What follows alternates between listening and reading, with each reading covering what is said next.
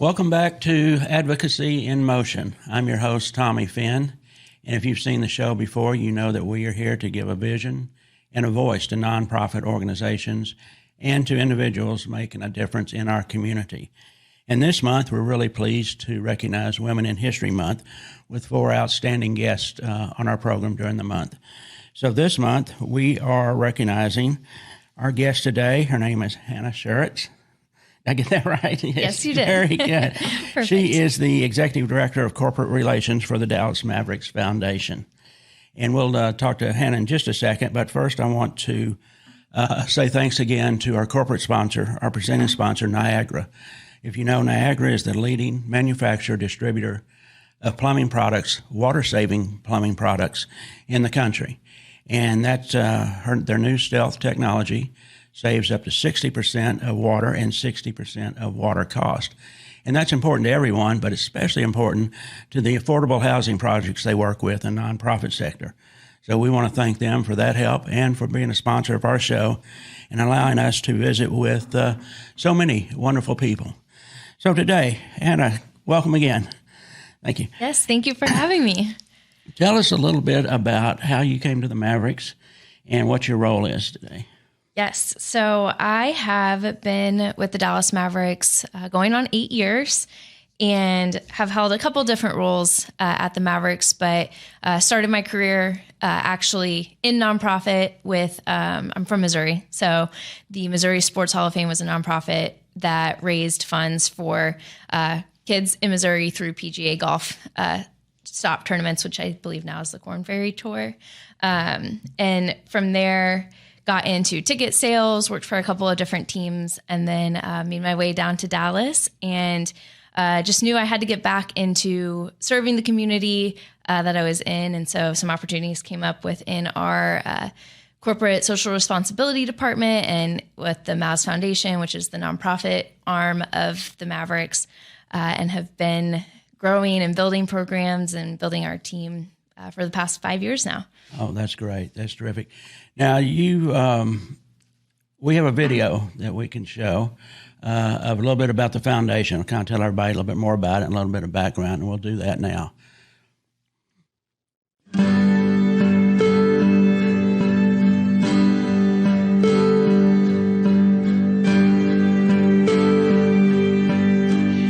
The Mavs Foundation is dedicated to building a stronger community by empowering youth, women, and families who need us most through financial support, advocacy, and service. Over the last 20 years, the Mavs Foundation has granted over $3.5 million to nonprofit organizations serving women, children, and families in need, and created reading and learning centers and basketball courts across the North Texas community.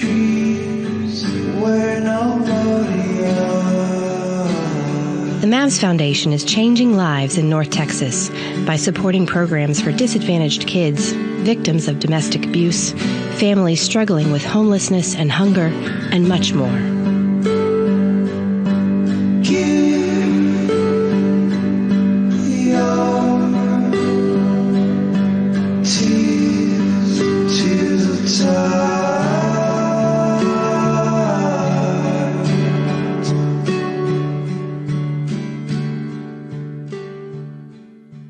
All right, very good. That tells us pretty much the scope of what you're doing. And as we prepare for the show, I'd ask for you guys to send over some notes or some ideas or topics you'd like to talk about. And I think you sent me about 3 pages of things that you do over there, and we'll talk about quite a few of those. But since we are looking at Women in History Month, can you tell us a little bit about your program? It's Girls Empowered by the Mavs program.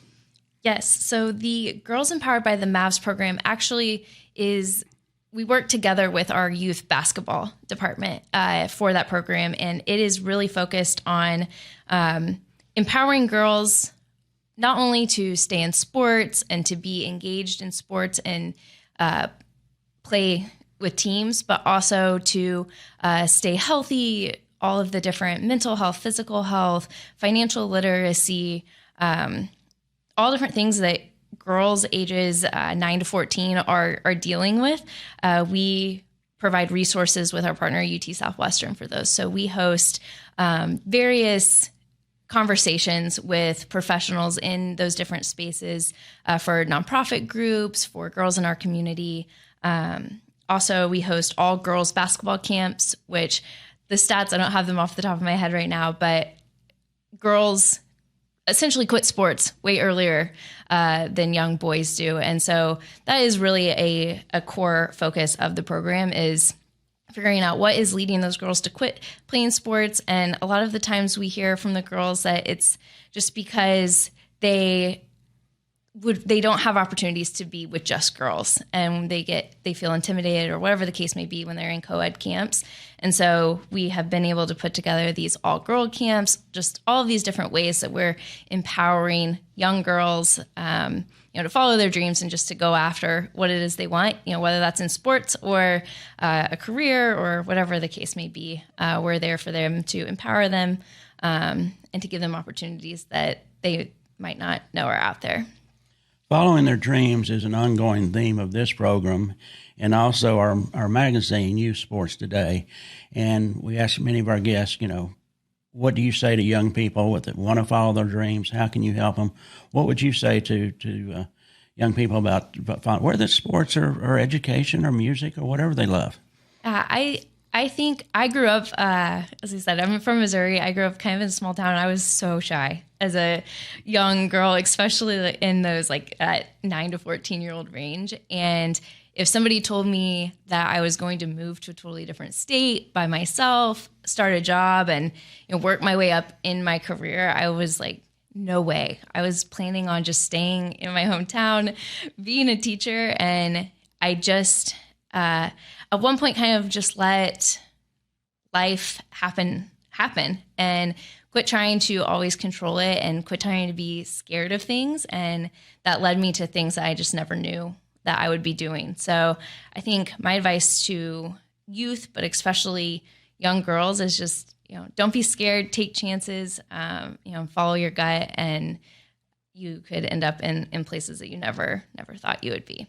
All right, your Girls Empowerment Program, how do young people get in touch with that? How do you select them? How does that work? Yes, so we abbreviate it GEM, so GEM. So Mavs.com/GEM is where all of the information is. Again, that's with the camps and then all of our different public sessions. And then we also work with nonprofit groups. So we work with Girl Scouts of North Texas. We work with Girls Inc. of Dallas and of Fort Worth. So anyone who's involved in some of those community groups, Boys and Girls Clubs of Dallas and Fort Worth, we also get involved with them too. All right. Also, diversity, equity, and inclusion is top of mind for everyone now. What are your programs there? How do you bring that to life? How do you make that work for the foundation and for the fans? Yes. So our team works very, very closely. We have a whole diversity, equity, and inclusion department now, which is new to the Mavericks over the past few years under the leadership of Sent and Sent Marshall, who I know we'll talk about later. But we have our diversity inclusion department is really in our DNA as an organization. So it is at the core of all the decisions we make on the business level, about the programs we make, the areas we serve. We make sure that we are everywhere serving all different backgrounds and races and genders, and just being as inclusive as possible in everything that we do. And that reflects, I think, when you look at our list of grant recipients on the Mavs Foundation, you look at the different areas that we have programs in for the Mavericks. We are just spread all across the city and North Texas, and I think it's great. And then we also have all of our employee resource groups. So we also encourage all of our employees to be part of, we have a women employee resource group that just put on an amazing women's symposium a couple of weeks ago with different women of the community that had we had speakers, and was really just a great program to empower women in addition to our girls empowerment program. And then we have a Black employee network. We have our Somos Mavs, which is for our Hispanic staff. We have our G35, which is for staff that have been at the organizations for less than 5 years, or they are under 30. So kind of younger workforce development. And then we have Lotus, which is our AAPI. So we have a diverse staff, and these employee resource groups are ways for our staff to connect with each other and connect with their community, and also just learn more about each other through mixing and mingling of those employee resource groups. All right, you mentioned St. Marshall, and I had the wonderful opportunity to hear her speak at the LPGA Volunteers of America luncheon past October, and to say I was impressed is an understatement for sure. Tell us a little bit about her. I know she's the first Black CEO in the NBA, very dynamic person, very positive person. Tell us about her program. She has an agenda for women. Can you tell us a little bit about that? Yes, talk about women's history. Everyone at the Mavericks is just so lucky to get to experience someone like St. Marshall every day. I mean, she's in the office. She is at every event, every game, really there for us as an organization. And to see the work that she has done for women in our community, in our staff, is just really inspiring. Because she has had so many firsts, and we get to go to all the events that we've all seen St. speak at, and we get to just hear her story and live her story, and get to be a part of it. And so she has really just changed our organization as a whole, and just provided so many new opportunities and just daily inspiration to staff, but specifically women. All right, very good. And the information you sent over, I noticed that you have over 250 programs and events in the community, and we'd like to talk about all of them. But I mentioned that our sister publication, Youth Sports Today, and you have a back to school and adopt a school program. Can you tell us a little bit about that? Yes, I know we played our 1-minute video, and we could play 200 of those. We have a 1-minute video for everything we do, and it's so hard to take everything, all the impact that we have we have 5 pillars of service. So we have health and wellness, environment, military and first responders, education, and then our 5th pillar is social justice and racial equity. And we focus on each one of those pretty much every day, a different project every day.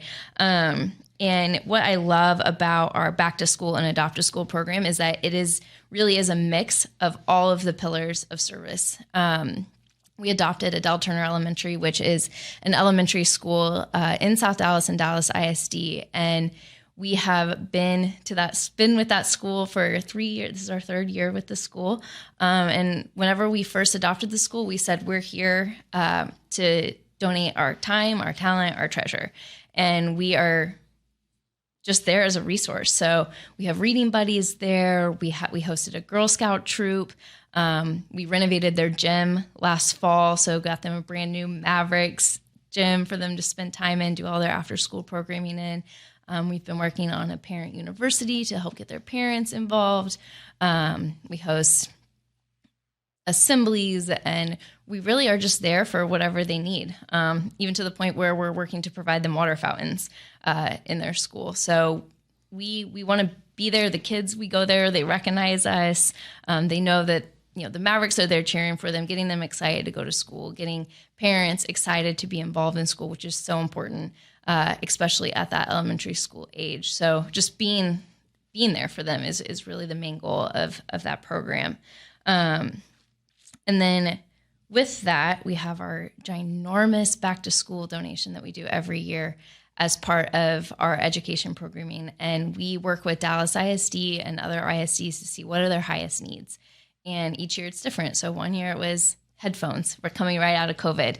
We needed headphones. We needed access to technology. So we would go and we gave every elementary school kid a pair of headphones that year. Last year, coming off of COVID, it was basic needs. So it was notebooks, pencils, folders, just things off of the back to school list that, some parents don't think twice about buying, that was really a high need for our Dallas ISD students. Clear backpacks was also something that popped up over the past year as far as safety and making sure that our kids are safe, but also they have that basic need that, as I said, most parents just go and buy. But it was really something that students were needing, and Dallas ISD was able to help us identify those needs. So we'll see what the need is this year, but we've pretty much committed that each year we will make sure that our students in Dallas ISD and in the surrounding ISDs have what they need to start off successful. The Dallas Maverick players are the high profile of the team of the city. How are they involved with some of the foundation programs and with kids? Yes, so I think you'll see in videos on our social media on Mavs Off Court, we do a lot of great work, but the players are just elevate that and really are able to. They come in and each player is different. Each player has different passions, and we have different players every year, so we never know who's going to come in, who's going to help us with what program, or they're going to have new ideas for their new programs. We have some players that come in that they are really passionate about youth sports, or they come in and they're really passionate about hunger needs. And so we work with those players to match our programming to what they want to do and how they want to help our community. And we're really lucky to have a lot of amazing players that jump at the opportunity to come and serve and interact with students or adults or whatever the case may be. They're always excited to be there. And then, what we've learned over the past few years is also use their platform to share and to advocate for, topics in the community that need to be discussed. I know that over the years, we have some pictures in our albums of my kids with Maverick players and their favorites. And it's always just a thrill for the kids to meet a professional player, whether it's Mavericks, Stars, Rangers, whatever. And it's meaningful. And that's great that the players do get so involved. I'm going to take a little break here and talk about another one of our sponsors. But when we come back, another focus of ours here is the military and first responders. And I want to talk to you a little bit about your programs with them. So I want to say, tell you a little bit about Piranha Haven. Has been a sponsor of ours since the beginning. It's this great little gift shop in downtown Richardson. And Piranha is Sanskrit for energy and life force.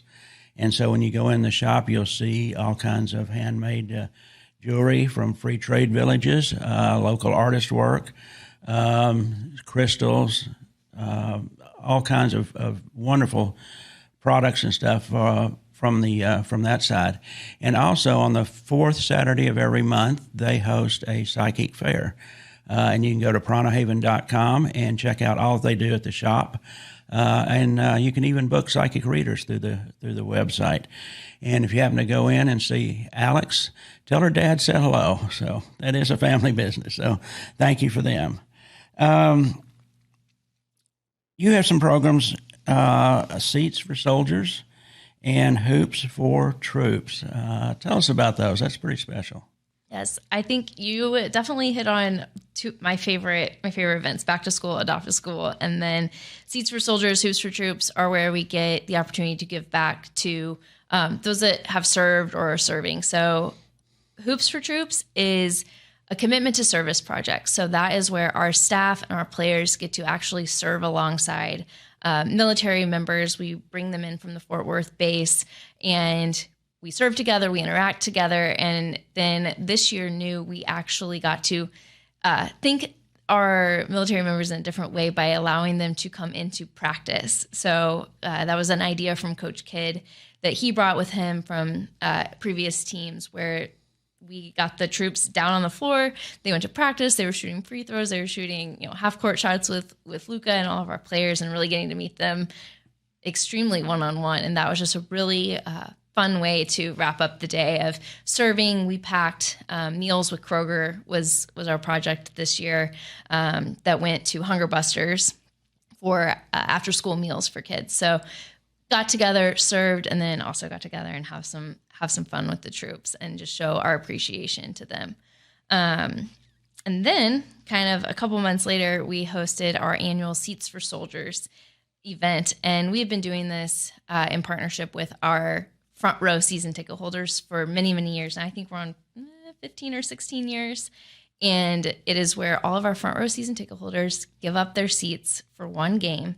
And we fly in over 150 military members from the Brooks Army Medical Center in San Antonio. So American Airlines flies them in. They go to a nice dinner. This year it was at Nick and Sam's.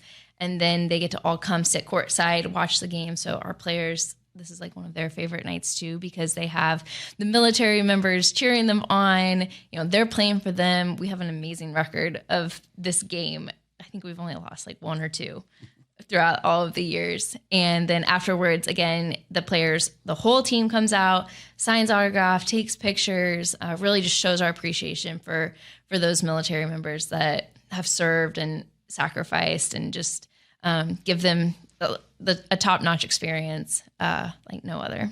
That's great. That's great. I mentioned that, you have over 250 programs, and we've touched on a few of them. Tell us something. Is there something else you would like to tell us that's going on, that's coming up, or something that's close to you? Yeah, absolutely. So I think my team we kind of wear 2 different hats. So we have our community efforts, which is where you see events out in the community. You see players or entertainers or our staff, where we're out in the community serving, creating programs, creating initiatives with our sponsors. But then we have the Mavs Foundation, which is the 501c3 of the Mavericks. And our primary goal with the foundation is we raise funds throughout the year, and then we grant those funds to organizations that are really doing the important work in our community. So something we value about the Mavs Foundation is that we are able to support those organizations that are feet on the ground, that are helping families and children and women in need in North Texas, and we're able to provide the funds for that. So this past year we just had our Mavs Ball, which is our annual gala, our biggest fundraiser of the year, where we raised $1.85 million. Very good. In one night, which is it. I was looking up stats coming into this, and in 2019 we were at 1.3, and that was the first time we ever had raised $1 million. So we are just continuously growing, continuously getting more funds that we get to give back into the community. So this year we selected 30 different organizations that we're providing funds to, totaling over $1 million. So we are really giving in, giving out. And I think that is something that we want to share more of, and we want to share more of how we are helping all these different organizations through the Mavs Foundation. So yes, we have Mavs Ball, and then we have a Toast to Tip Off, which is our fundraiser at the beginning of the season. And then we host online auctions pretty much almost throughout the year. I think we have 3 or 4 where you can bid on autographed memorabilia, special Mavericks experiences. And again, that all just goes back into the Mavs Foundation that allows us to give out these grants, build basketball courts, tech centers, all the things. How can nonprofit organizations get in touch with you? Can they,